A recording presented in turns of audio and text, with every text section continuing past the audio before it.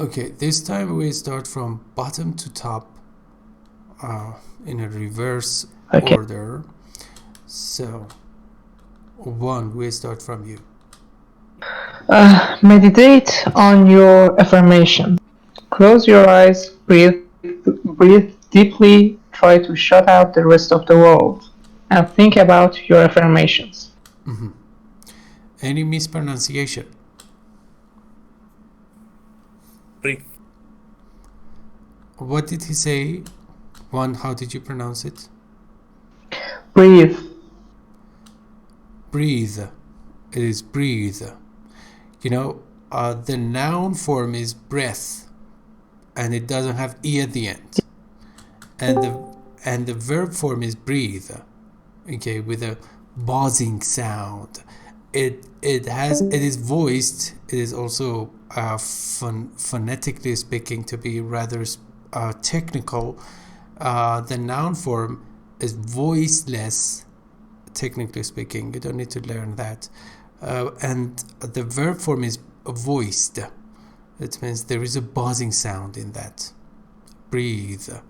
But breath doesn't have any buzzing sound. Okay. And I think the TH is somehow pronounced differently from the noun kind. Yeah, I told you I was talking about that. Yeah, the noun form is breath without any buzzing sound, and the verb form is breathe. And there is I thought you was just talking about the difference on E and E in the middle of the word. Yeah, that is another difference, but I was focusing on the difference in the pronunciation of TH and THE. Yeah. And also you said meditate, I think, but you should say meditate. The first syllable is stressed. And at the school, we were not taught to pay attention to the stress patterns, which should actually be, which deserves our consideration. You know, we need to learn the stress patterns, meditate. And also you said close your eyes, you know, in connected speech. If you want to pronounce words very fast, you should say, it is called assimilation. You should say close your eyes, because ze, if it is followed by ye sound, forget about letters, pay attention to sounds. So when ze is followed by ye, ze changes to je. This is a rule in assimilation and connected speech. Right. So you should say close your eyes and breathe deeply and try to shut out the rest of the world and think about your affirmations. So, according to this part, in order to meditate effectively, you need to just isolate yourself from the rest of the world temporarily. So, can you meditate with your cell phone nearby? Well, it depends on. Actually, I meditate with my cell phone because I'm using an app on it. But you can put your cell phone on do not disturb mode and do great on your meditation. Yeah, explain about what you do with that app. How does that app help you to meditate? Well, that app is called Headspace. It's somehow famous on internet, and the instructor will give you some structures in order to do your meditation as well as you can. So it is guided meditation. Right. Mm-hmm. Yeah.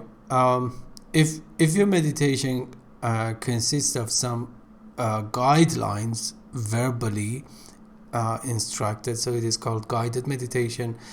If not, it is not guided meditation. Okay, so let me see. Hold on. Okay, it's my turn.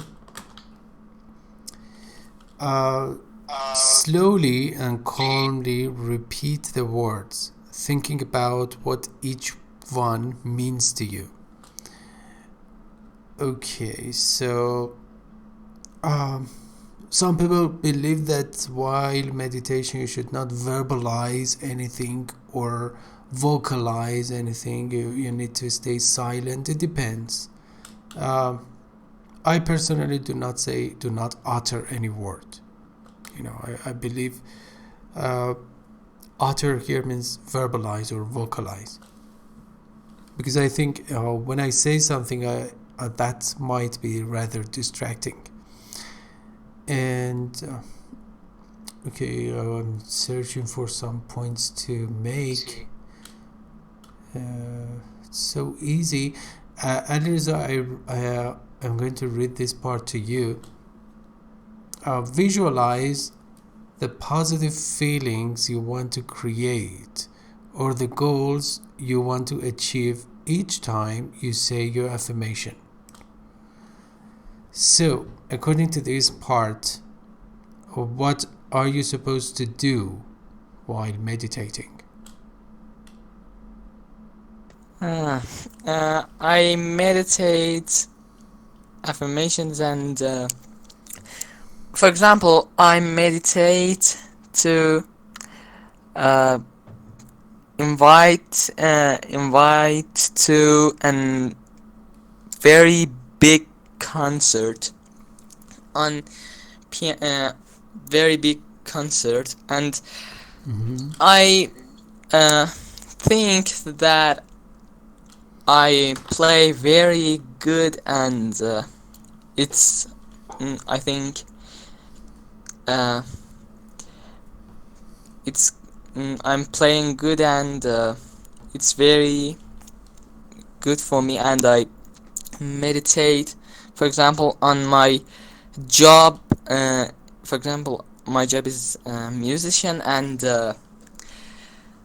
I meditate, for example, with this.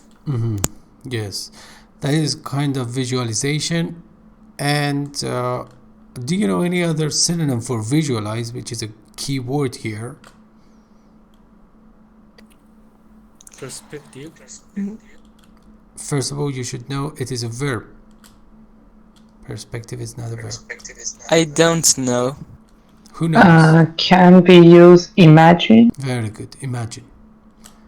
Imagine actually is a verb, and the part of speech matches. Also envision, conjecture. Yeah, but imagine actually is the best.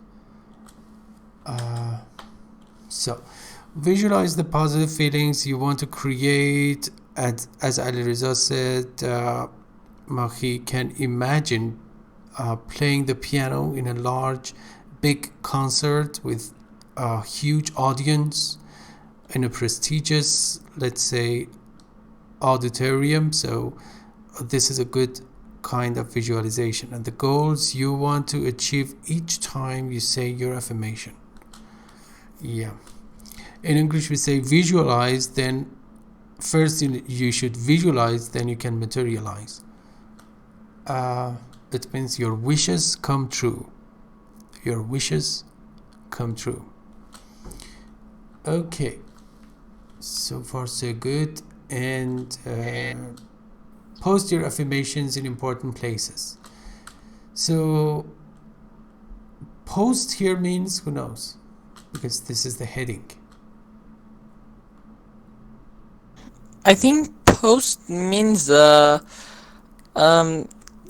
Here in this context, by the way. and heading your affirmation, heading your sentences for on the paper, and when you go, for example, at your room, and you see it on your paper. Yeah. So post here means place or stick your affirmations to the places you frequently go, and that's right. Okay, so Alan, please. Yes. Use note cards, sticky notes, a cute poster, or printout, or any other systems you like to write out your affirmation. Mm-hmm. Any mispronunciation?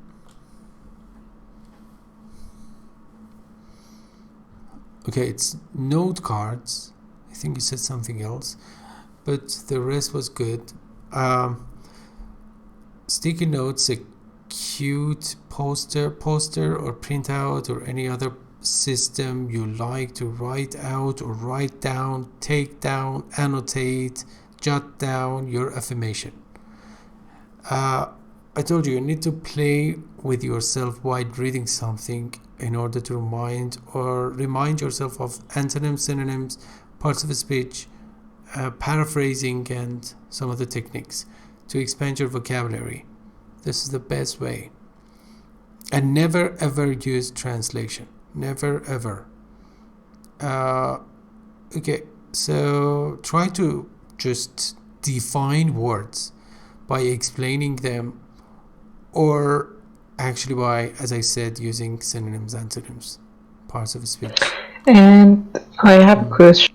Yes. How we can understand the best way of using one synonym in our sentences? I mean, sometimes some synonyms are stronger from the others, and you should use them on special occasions.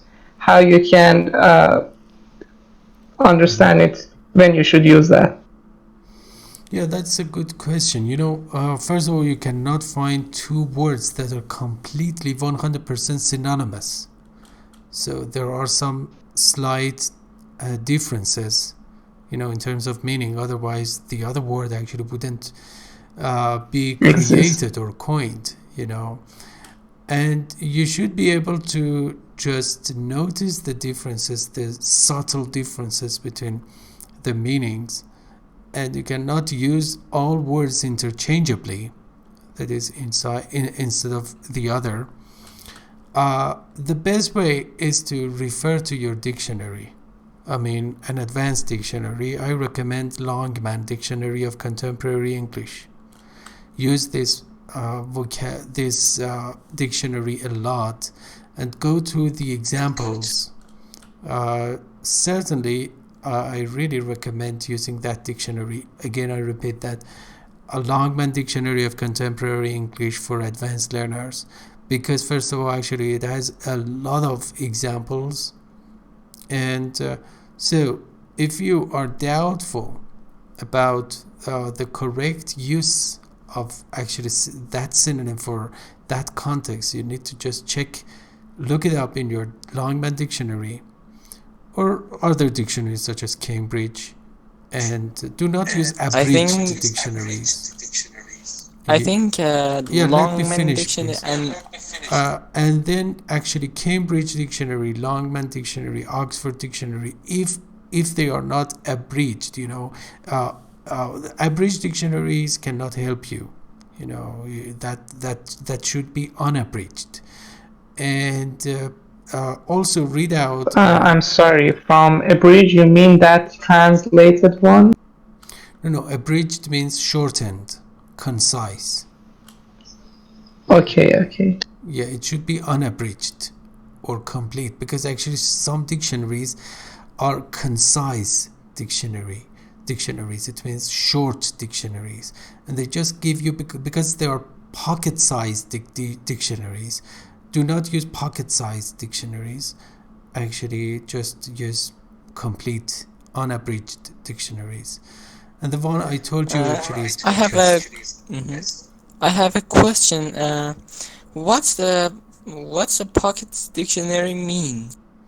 Yeah, pocket-sized dictionaries particularly are referring to the old times that we didn't access any software programs. So all the dictionaries were print books, okay? and some of them were so And small. for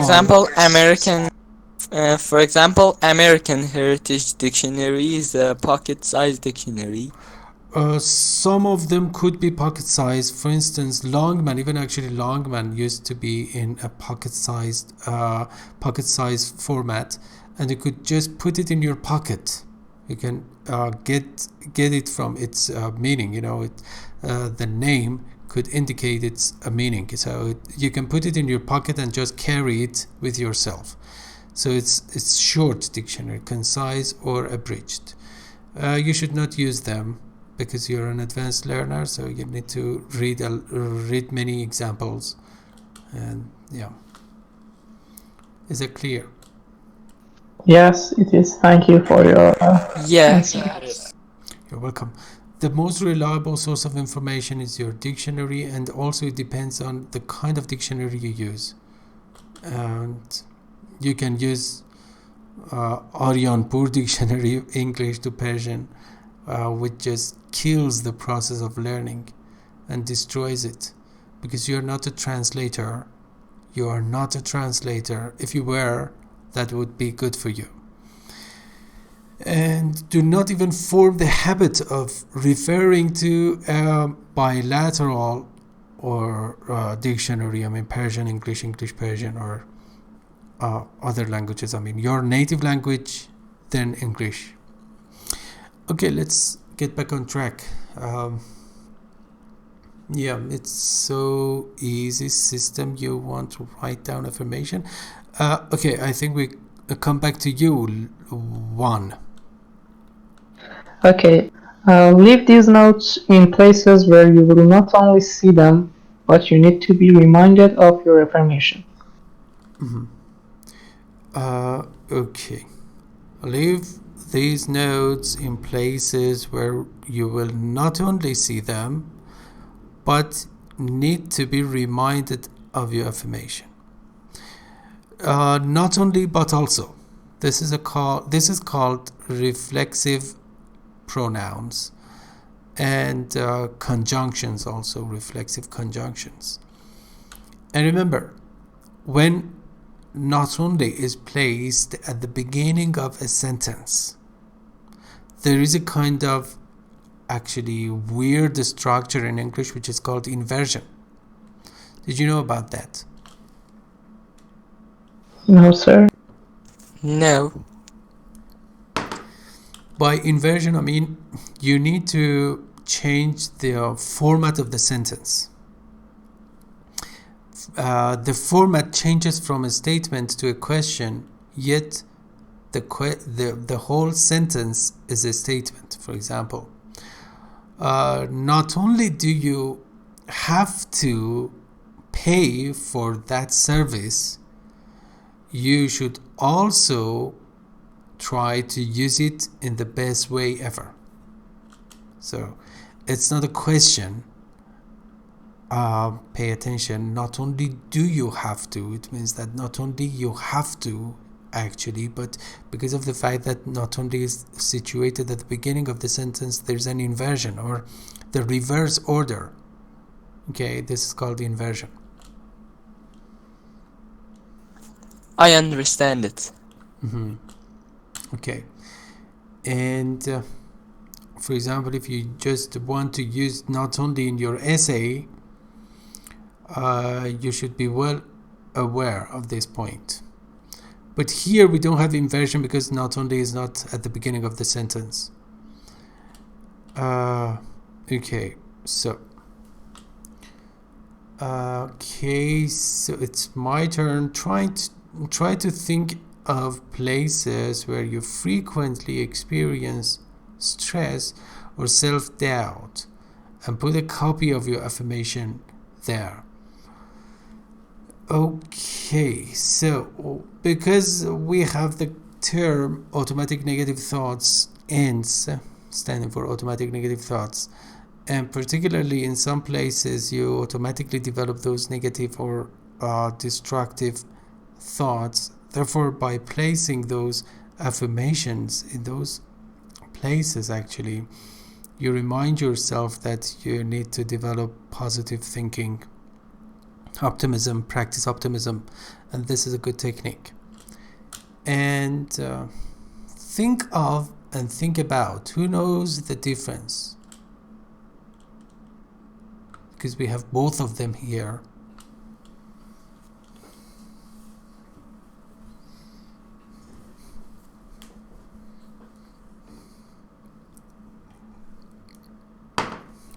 Okay, think about has more strength. When you think about something, it means that you think more deeply about that, you consciously think about that. But think of actually tends to be less conscious or less mindful.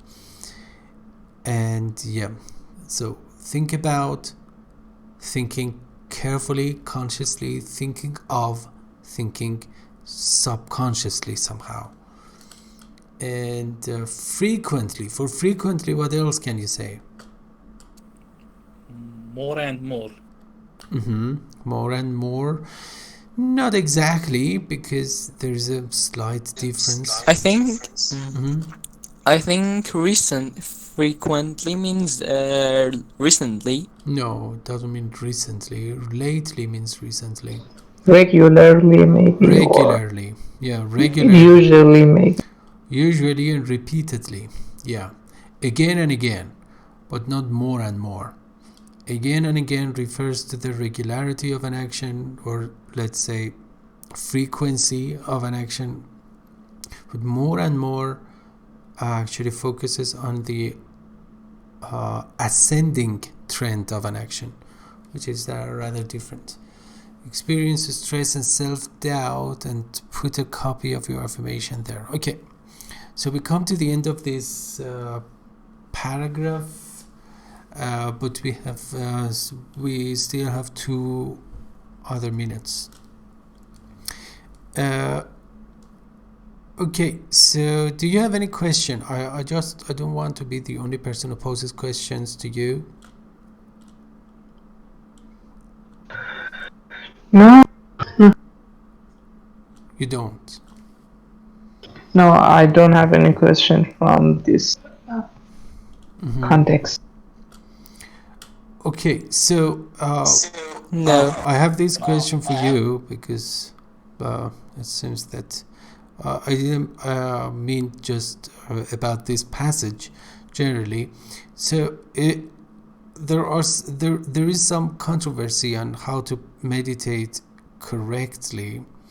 Do you think that you should meditate at fixed times on a daily basis, or you can meditate anytime you like?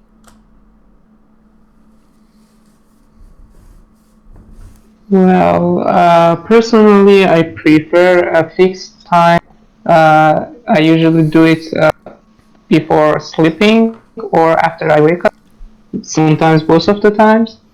And but I think if you are really you really have stress, you are really can't focus on things, and there is lots of stuff that you should consider. You can just take your time and meditate for 5 minutes or 10 minutes if you need it. So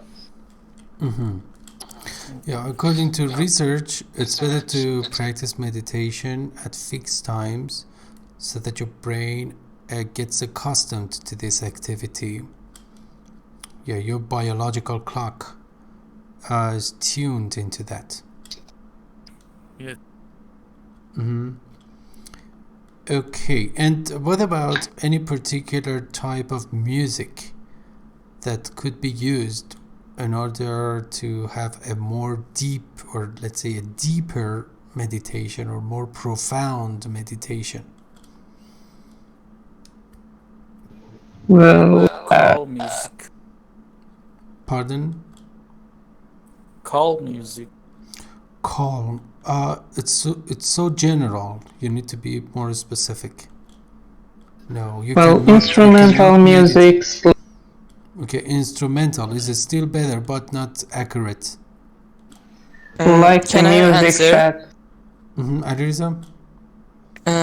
I think classical music should be better for meditation because it is a very it has very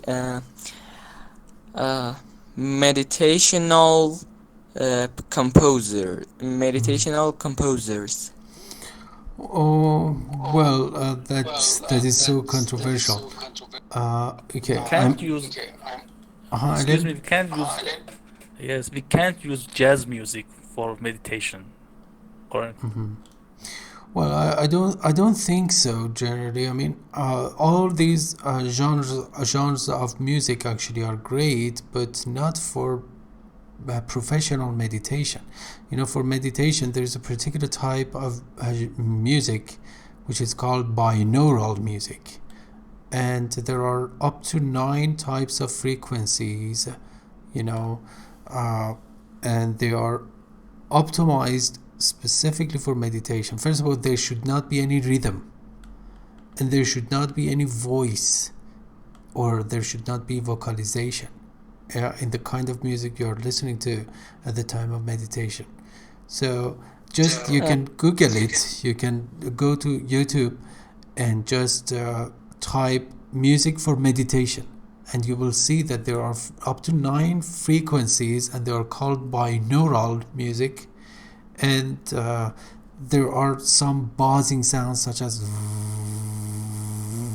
or actually at a higher frequency such as something like this. So there is no jazz, there is no classic, there is no instrumental music, there is no calm music. So this is called binaural music, and these vibrations or frequencies can help you to soothe your mind and to stay focused and concentrated.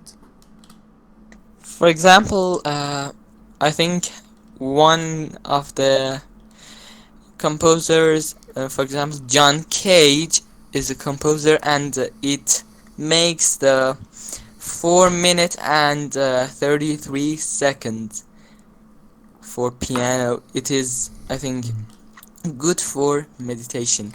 Yeah, that is You have to- relaxation. You know, relaxation is different from meditation. That type of music actually is that you're talking about is called relaxation music for relaxation. But relaxation, as I said, is quite a different issue. Okay, as I told you, you can just go to YouTube and type and search for music for meditation, and you will see what I was talking about. Okay, thank you very much for your attention and participation. See you in the next session. Take care and bye-bye. Thank you. Goodbye.